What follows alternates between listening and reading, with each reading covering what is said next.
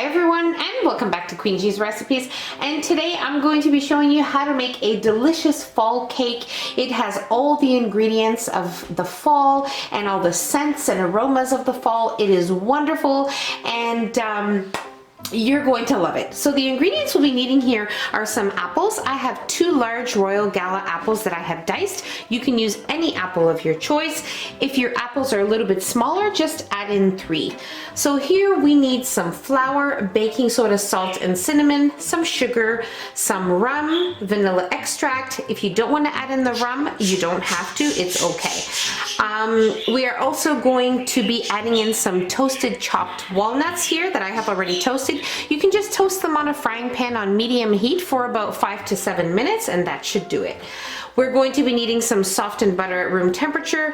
I have some raisins here, which I have soaked in boiling water for 10 minutes, and then I just removed all of the water and we are ready to use them. You just want to make sure that there is no more water in your raisins. That's it. Here we're going to be needing some sour cream, some eggs, and you also want to have a bundt cake pan ready greased with some nonstick spray, or some softened butter is fine. And I do suggest a 12-cup bundt cake pan or larger. It is a nice big cake. So you also want to have your oven preheating to 350 degrees Fahrenheit, and let's move on to making our cake. Okay, so into our mixing bowl, we are going to add in our sugar and our softened butter, and we are going to cream these together very well. Okay, this looks great. You just want to mix for about 1 minute on high speed. And now we are going to add in our sour cream. And now we will mix until everything is nicely combined together. Okay, so this is what your mixture should look like. Now feel free to scrape the sides of your bowl and the bottom with your spatula as often as you feel necessary, so everything gets incorporated evenly. Okay, this looks great. Now we will add in our vanilla, our rum, and our eggs. And we will give this a good mix until everything is nicely incorporated together. Okay, so our mixture looks just wonderful. Our batter is just luscious and amazing, and we are now ready to add in all of our dry ingredients. So most definitely we want to sift them in.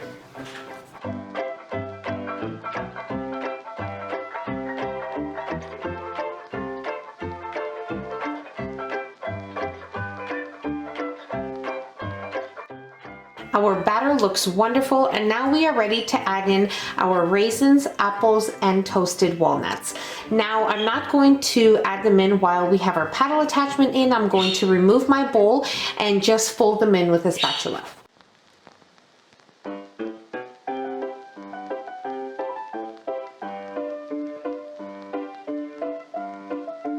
Okay, so once you have added in your apples, raisins, and walnuts, we are ready to place it into our prepared bundt cake pan. Now, I did not mention to you that it is necessary to also flour your pan, just with about a tablespoon of flour or so, and just discard the excess in the garbage. You don't want to overflour your pan. So now we're ready to place our batter into our cake pan, and then we'll be ready to bake it.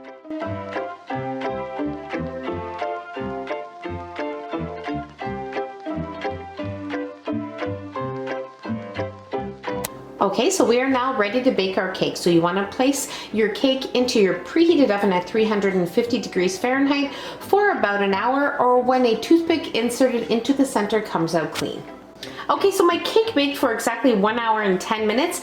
Now I'm going to let it sit in the pan for about 10 minutes, and then we will run a butter knife around the edges and in the center, and we will be ready to plate it. Okay, so I allowed my cake to sit in the pan for 10 minutes, and then I ran a butter knife around the edges and in the center, and I was able to invert it onto a platter perfectly without any hassle or problems.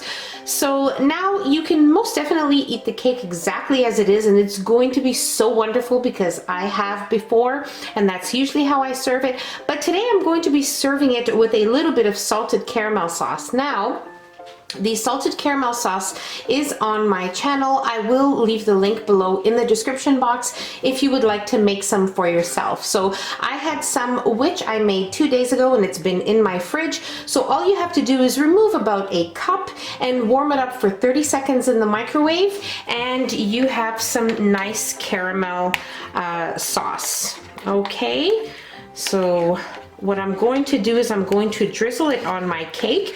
But at this point, once your cake is cooling, it has been cooling here for about 30 minutes on the platter. And at this point, you can either add a light little glaze, you can add the salted caramel sauce, you can allow it to cool another half an hour to 40 minutes, and then you can garnish it with some icing sugar. I mean, you can do whatever you like. So let's place our caramel sauce on our cake.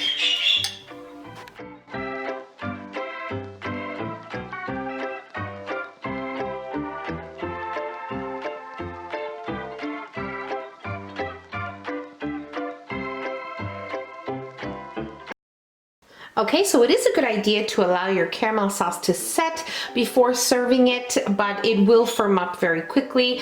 So right now I'm just going to cut a slice because I really want to show you guys how it looks like in the middle of the cake.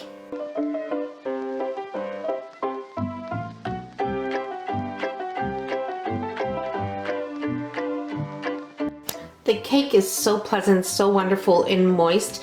The apples and the raisins are so tender. It's so wonderful. The caramel sauce adds a little extra something and it is just perfect. I really hope you guys enjoyed this video. If you enjoyed the video, don't forget to give us a nice big thumbs up. Don't forget to subscribe if you haven't already and hit the notification bell so you will be notified every time I upload a new and delicious recipe. Share the recipe with your family and friends and I'll see you in my next video. Take care. Bye everyone.